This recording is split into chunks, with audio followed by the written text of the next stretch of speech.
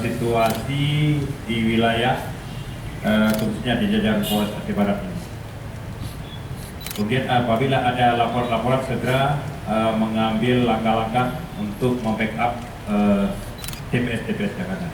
Yang kedua, terima kasih kepada rekan-rekan TNI yang telah siap untuk mendukung atau membackup Polres Aceh Barat ini apabila sewaktu-waktu diperlukan bila mana situasi berkembang.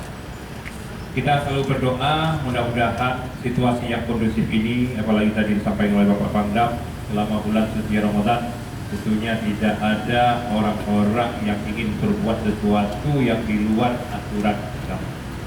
Insya Allah mudah-mudahan. Jadi situasi ini tetap kita pantau, kita pelihara terus. Mudah-mudahan apa yang kita harapkan pemilu presiden ini bisa berjalan tertib dan aman. Yang kedua, kita tetap menjaga netralitas dari pimpinan. Tentunya sudah ada suatu instruksi bahwa TNI Polri harus menjaga netralitas. Siapapun yang terpilih nantinya itulah presiden kita. Saya ini saja yang perlu saya sampaikan. Terima kasih atas perhatiannya.